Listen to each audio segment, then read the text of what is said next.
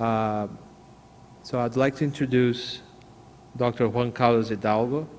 He's an independent policy analyst based in Washington, D.C. He's a weekly columnist for La Nación, Costa Rica's most influential newspaper, and his articles have been published in the International New York Times, USA Today, World and News Report, Miami Herald, Forbes, Huffington Post, and other leading Spanish-speaking newspapers, such as El País from Spain, La Nación from Argentina, El Tiempo from Colombia, El Mercurio from Chile. He regularly appears as a commentator on international networks such as CNN in Espanol, Al Jazeera, Voice of America, France 24, and a variety of other TV and radio outlets in the US, Europe, and Latin America. Hidalgo received his BA in International Relations from the Universidad Nacional in Costa Rica and holds a master's degree in International Commerce and Policy from George Mason University, and he's a member of the Mont Pelerin Society. Would you join me in welcoming Juan Carlos Hidalgo to his talk?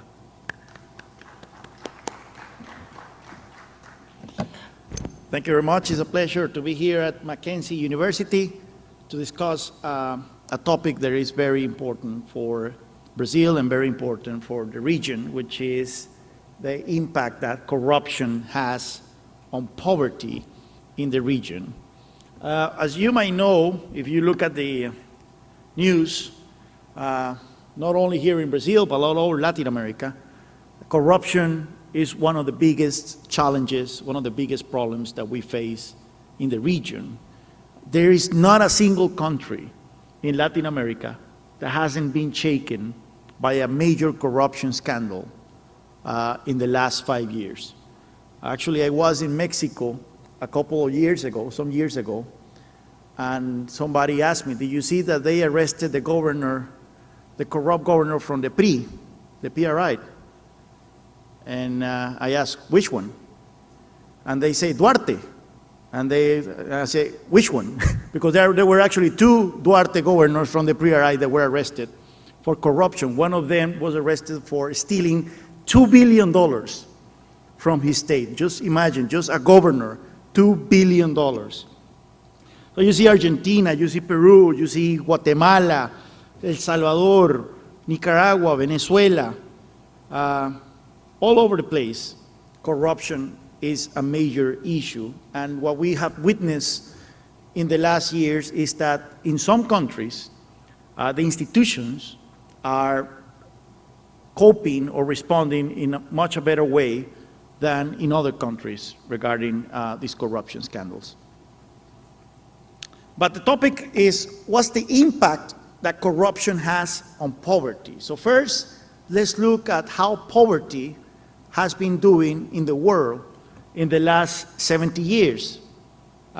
It's been doing pretty well. I mean, from a perspective that is actually decreasing dramatically. As you can see, in 1950s, over 0.5% of the world population were living under what the World Bank considers extreme poverty, that is $1.25 a day, and that number has decreased significantly, particularly starting in 1980. And in 1980 on, something amazing happened, something that we won't see again ever in the history of humanity, which is that 800 million Chinese left poverty in just one generation. That's something that won't repeat itself again. And that has had tremendous impact the world over. Actually, the latest numbers from the World Bank show that poverty now is under 10% of the world population, extreme poverty again. And there is some discussions, although I think they're not necessarily realistic, that we might witness in our lifetime a world without extreme poverty. That's going to be a challenge. The pockets that remain are going to be really difficult to tackle because they're mostly in countries that are failed states, and fighting poverty there is going to be very difficult. However, it's amazing that we're actually having this conversation. When back 70 years ago, after World War II, most of the planet lived in extreme poverty. So now that we have witnessed that poverty is falling dramatically, we need to find out why, what has been taking place that explains this pattern. So a group of economists led by David Dollar, a group of economists from the World Bank, in 2013 published this paper. And they looked at the last 40 years, and they looked at the incomes of people in 118 countries in the last 40 years. But they pay particular attention to the bottom 40% of the population, the poorest 40%. And of course, they noticed that in most countries, the incomes of the poorest were rising, as well as the incomes of most people around the world. So they tried to figure out what exactly was behind the rise in the incomes of the poor. And they came to the conclusion that more than three quarters of the improvement in the income of the poorest 40% in 118 countries had been the result of economic growth, not redistributive programs. Because some people could claim that the advance that the humanity has experienced on poverty in the last 70 years has to do with the rise of the welfare state. Now we have states that have more resources, that spend more money on healthcare, on education, on programs such as Bolsa Familia, and so on, and that's why we have this dramatic fall in poverty levels around the world. Well, that's not the case. What these researchers, economists, found was that it is economic growth, the leading factor behind the drop in poverty. Yes, social programs, redistributive programs play a role, but it's not by far the main factor behind this phenomenon. The authors also found that there is a one-on-one relationship between economic growth and the income of the poorest 40% of the population. That is, that if you live in a country that grows 2% a year, the income on average of the poorest 40% grows 2% a year. If you live in a country that grows 5% a year, the income of the poorest 40% grows on average 5%. This is why economic growth is so important, because it's the best anti-poverty program that humanity has ever come up with. Going back to corruption, it's interesting if you look at what the literature defines as corruption, because there is always a debate whether corruption only happens in the public sector or corruption can also happen in the private sector. Well, according to the literature, corruption is the abuse of public power for private gain.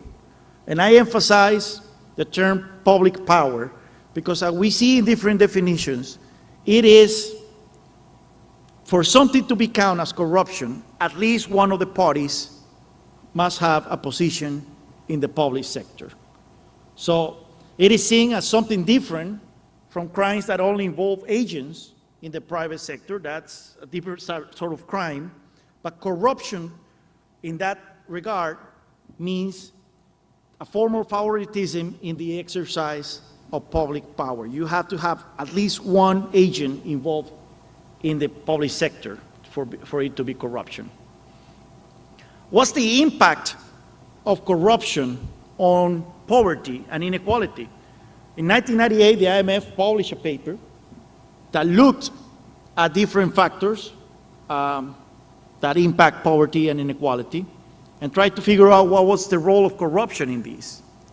Well, they found that there is not only a positive correlation, a very strong correlation between corruption and poverty and inequality, but there is a causal relationship between corruption and these two other problems.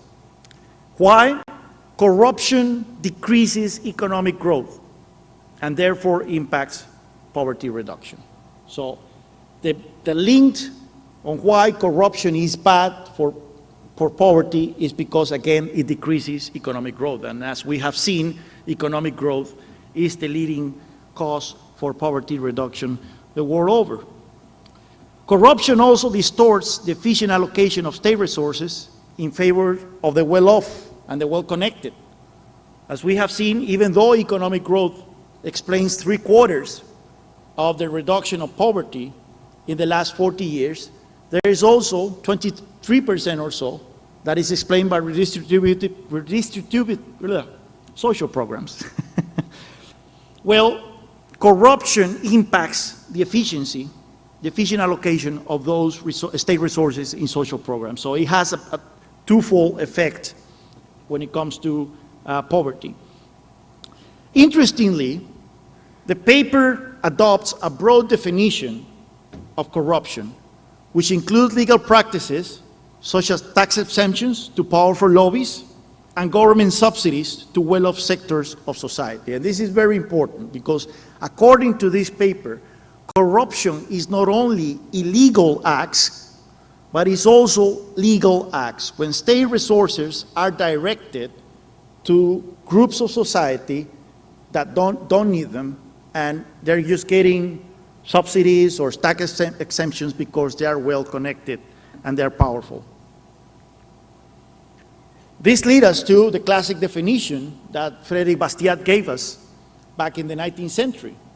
He said that when plunder has become a way of life for a group of men living together in society, they create for themselves in the course of time a legal system that authorizes it and a moral code that glorifies it. That is, in some societies, such as Latin America, corruption is a legal framework. Yes, we see illegal corruption lately, you know, and that's been in the news, people stealing funds and asking for bribes and inflated contracts and all. But then you have also lots of examples of corruption, things that would be called corruption, that are perfectly legal because, you know, they have been codified as legal by the people who are benefiting from this. For example, in Costa Rica, justices receive, the justice of the Supreme Court receive ridiculous pensions when they retire. They can retire when they're 50 and receive a pension of $15,000 a month. And then they can retire at 50 and continue working in the private sector, you know, open a private practice, and they will receive pensions, ridiculous pensions of $50,000 a month that they didn't contribute to, and work in the private sector where they're very much in demand. So that's corruption, but that's legal. And we have to keep in mind that according to this paper in particular, that is a reason why we have to take a look at legal corruption.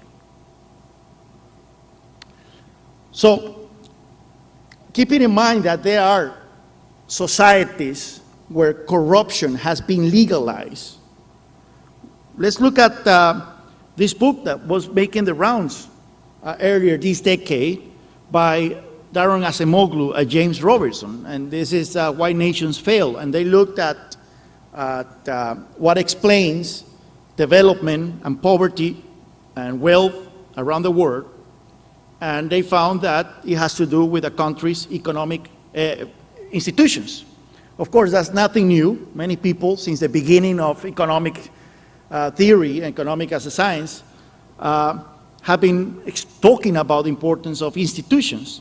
The interesting thing is that they identified two sets of institutions. They talk about inclusive institutions, which are secure property rights, an independent judiciary, and public services and regulations that guarantee a level playing field, and extractive institutions, which are designed by the political powerful elites to extract resources from the rest of societies.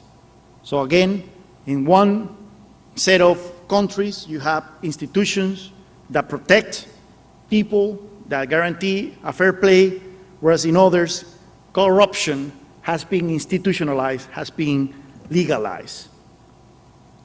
And they point at a very telling example, very graphic example, which is Nogales. Nogales is a city divided in two countries. Nogales, Mexico, in Sonora, and Nogales in Arizona.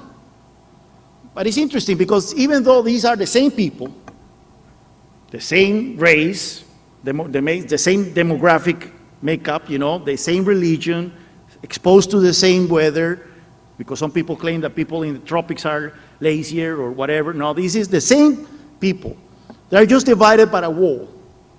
But if you look at the north, people have much better lives than people in the south. They have triple the average income, they have higher life expectancy, higher educational levels and lower school dropout rate, access to quality public services, lower crime rate, and a functional democracy. This is the same Nogaleños just divided by a wall. The same could be said now that we're a few days from the anniversary of the fall of the Berlin Wall about Eastern Germany and Western Germany, and differences that have remained and still in place 30 years after the wall fell. So definitely institutions are key to determine economic development. If you look at Brazil and the United States, you will notice that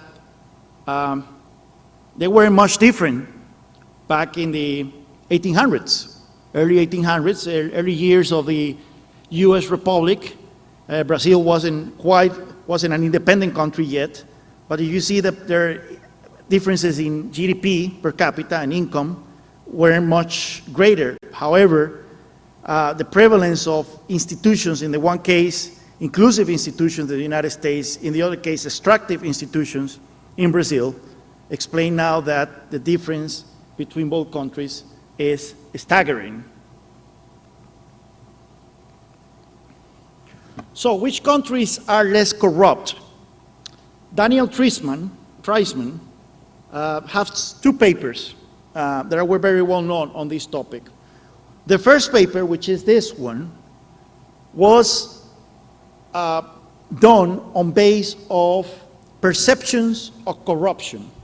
You know, there are a couple of indices and rankings out there that, like Transparency International, for example, and there is another one from the World Bank and the World Economic Forum, where they ask people, how corrupt do you think your country is?